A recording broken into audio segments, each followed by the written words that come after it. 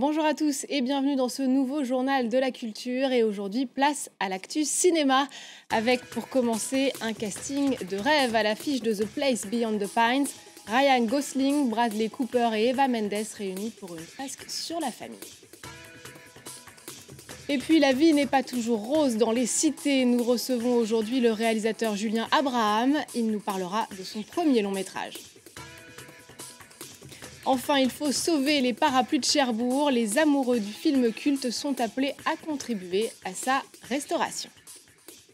D'abord, donc, bonjour à Julien Abraham. Merci beaucoup d'être là. Bonjour. On va parler donc de ce premier long métrage, La Cité Rose, qui à la base avait été pensé pour la télévision, si je ne me trompe pas. Ouais, ça devait être une série au départ. Pourquoi vous l'aviez imaginé sur cette forme plutôt que du cinéma ? Parce que j'avais vu une série brésilienne qui s'appelle La Cité des Hommes, qui raconte l'histoire de deux enfants qui grandissent heureux dans les favelas.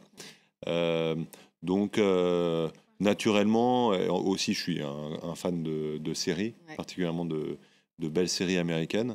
Donc, je me suis dit que c'était un bon moyen de parler des cités en France, parce qu'avec la série, on a le temps de vraiment approfondir le sujet. Donc, au départ, voilà. Là, ça devient un long métrage au ciné, c'est sympa aussi. C'est le luxe, hein. C'est le luxe, ouais. Donc, bah oui, parce que les télés ont aimé, mais elles ne trouvaient pas la case. On a tourné un pilote, on s'est quand même bien attelé à la série, mais ça n'a pas vu le jour. Bon, donc, finalement, c'est un mal pour un bien. On va continuer évidemment à parler en détail du film et de cinéma. Vous avez le temps d'aller au cinéma, vous allez voir quoi quand... Oui, j'ai un tout petit peu le temps. Le dernier que j'ai vu, c'est Mobius. Mobius, bon, et c'était... Ouais, j'ai trouvé ça... j'ai bien aimé. J'ai plutôt été agréablement surpris. Bon, alors on va parler maintenant d'un bijou du cinéma indépendant américain. Vous en avez sans doute entendu parler, The Place Beyond the Pines. Un film noir sur la famille, la quête de soi et la transmission. Le tout avec un casting de choix, puisqu'il réunit 3 des acteurs les plus en vue d'Hollywood. Bradley Cooper, 38 ans, élu en 2011 l'homme le plus sexy du monde, avec ce regard bleu piscine dans lequel on a tout envie de plonger. Et puis Ryan Gosling, le beau blond canadien, 33 ans, la révélation de Drive. Un air de faux dur au cœur tendre, irrésistible. Alors quand un cinéaste vous sert sur un plateau les 2 plus beaux gosses d'Hollywood, la température monte un brin.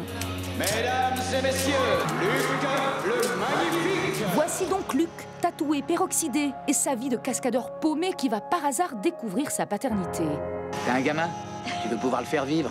Luc, qui pour l'élever devient braqueur de banque. Un rêve de gosse pour Gosling, magnétique dans ce rôle de solitaire au grand cœur. C'est un fantasme que j'ai toujours eu, braquer une banque. Mais j'ai toujours eu un peu peur de me retrouver en tôle. Quand j'en ai parlé au réalisateur, un ami, il m'a dit « C'est dingue, je viens d'écrire un scénario dans lequel tu seras un braqueur à moto. » Sur sa route de hors-la-loi, il croise un policier appliqué, un peu trop justicier. Un geste fatal, et c'est le destin de 2 familles qui basculent. Vengeance, culpabilité, rédemption, les thèmes de prédilection d'un cinéaste obsédé par la famille. Écoutez-moi. Vous avez bousillé la vie de mon fils, et vous avez bousillé la mienne. Vous approchez pas de moi.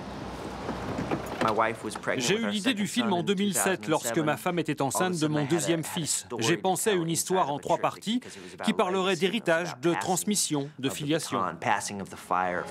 Et si cette tragédie sur la famille vous prend autant aux tripes, c'est grâce à elle. Eva Mendes, Madame Gosling à la ville comme à la scène, bouleversante en mère courage. Au passage, petite supplique à vous, les réalisateurs français, Eva a un rêve. Je trouve que c'est un très joli rêve. J'adore le cinéma français, j'adore. J'ai eu beaucoup de chance de tourner avec Léo Scarax. Et toi, Jean-Pierre Jeunet, est-ce que tu vas finir par m'appeler un jour? En attendant, on peut admirer la belle dans ce thriller poignant, dans la pure tradition des films noirs des années 50. Tu sais ce qu'on dit? Si tu files comme l'éclair, tu t'écrases comme la foudre. Et voilà pour The Place Beyond the Pines. Un autre film à aller voir au cinéma en ce moment, c'est La Cité Rose de Julien Abraham, notre invité aujourd'hui. On va tout de suite regarder quelques images du film ensemble.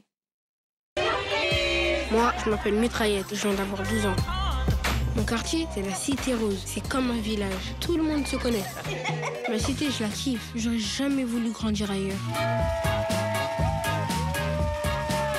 C'est elle, ça. Elle a changé. Pécho, je parie t'as que de la gueule. Et ça va?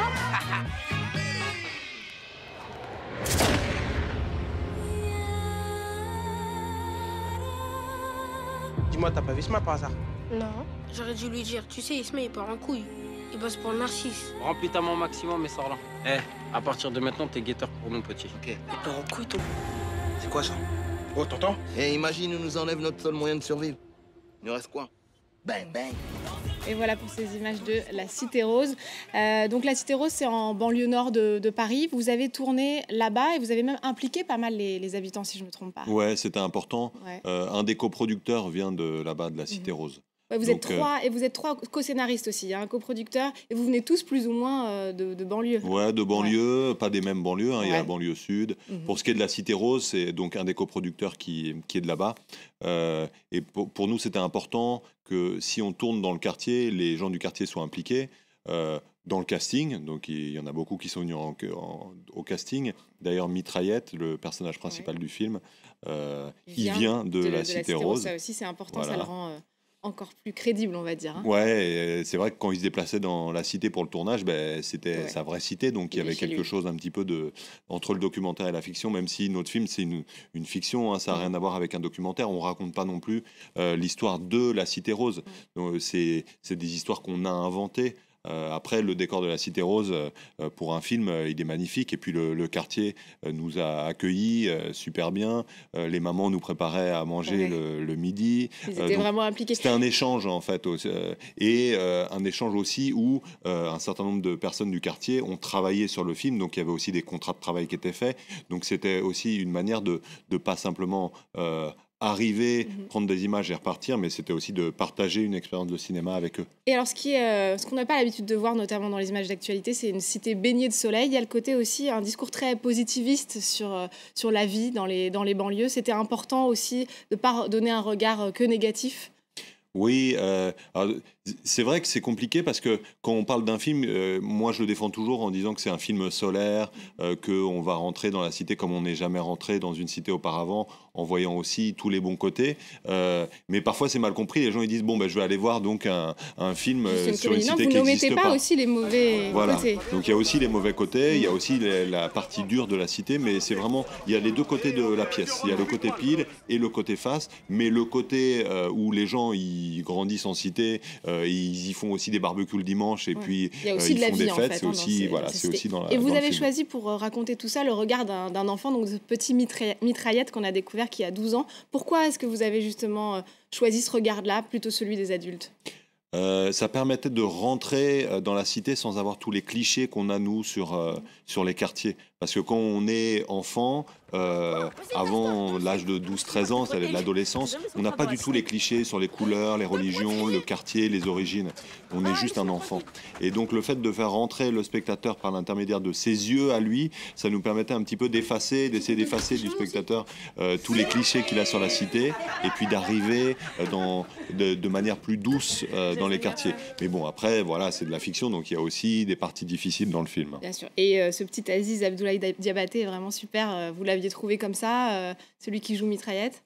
C'est un des grands du quartier, Jérôme, qui travaille dans ce quartier, qui est éducateur dans ce quartier, qui nous en a parlé. Il était un petit peu plus petit que ceux qu'on castait. Il avait 12 ans à l'époque, Aziz. Et il nous a dit, est-ce que je l'amène quand même parce qu'il est vraiment formidable. Et c'est vrai que quand il est arrivé, dès qu'il est rentré dans la pièce, je l'ai regardé, je me suis dit, oh là, lui, s'il est à l'aise devant la caméra, ça peut faire un carton. Voilà, c'est donc ce très beau film La Cité Rose. Vous restez encore un tout petit peu avec nous, Julien Abraham. Vous avez vu Les Parapluies de Cherbourg, ça fait partie de grands classiques. Je l'ai vu, mais il y a très longtemps à la télé. Ça va être l'occasion peut-être de revoir quelques images, puisque ce chef-d'œuvre du cinéma français signé Jacques Demy a besoin d'être restauré. Primé à Cannes en 1964, Les Parapluies de Cherbourg doivent en effet revenir au festival cette année pour y être projetés à nouveau. Problème, les aides publiques ne suffisent pas. Les internautes sont donc appelés à contribution. Il faut sauver les parapluies de Cherbourg. Je t'aime. C'est une plateforme Internet spécialisée dans les projets culturels qui a lancé la souscription. La restauration du film a été chiffrée à 115 000 €.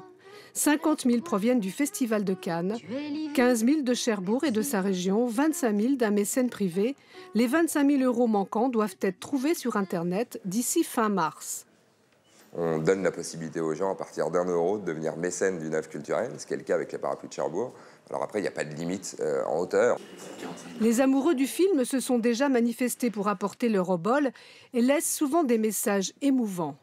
Ça fait partie de notre patrimoine, c'est un des plus grands films français et je voulais pouvoir le voir en salle dans les conditions actuelles en numérique. C'est un film qui, au-delà de son côté magique et onirique et très gai, a une profondeur et une tristesse qui m'a beaucoup touchée. Moi, j'ai donné 150 € et mes enfants ont donné chacun 10 €. Je ne pourrai jamais vivre sans toi. Un film culte, Palme d'Or en 1964. Aujourd'hui, la pellicule a besoin d'être nettoyée et numérisée. Pour Agnès Varda, l'épouse de Jacques Demy, et pour sa famille, c'est aussi une façon de rendre hommage au réalisateur. Ces petits dons de 10 et 25 €, avec des mots d'amour pour le film, c'est beaucoup plus impressionnant même que ceux qui pouvaient le faire, qui ont donné plus. C'est ce qu'on appelle un financement participatif, mais pas d'argent en retour pour les internautes, juste quelques cadeaux en remerciement, comme un morceau de pellicule du film, et surtout la fierté d'avoir contribué au sauvetage d'un classique du cinéma français. Voilà, on a hâte de voir cette version restaurée. Merci beaucoup Julien Abraham d'être venu nous parler donc de ce beau film La Cité Rose. C'est à voir dès ce 27 mars sur tous les écrans. Merci encore. C'est la fin de cette émission. N'oubliez pas de nous retrouver sur france24.com ainsi que sur tous nos réseaux sociaux. Et pour terminer cette émission cinéma, attachez vos ceintures. Pedro Almodovar est aux commandes. Dans son dernier film Les Amants Passagers, le réalisateur revient à la comédie pour un résultat déjanté et sans tabou. Merci à tous de nous avoir suivis.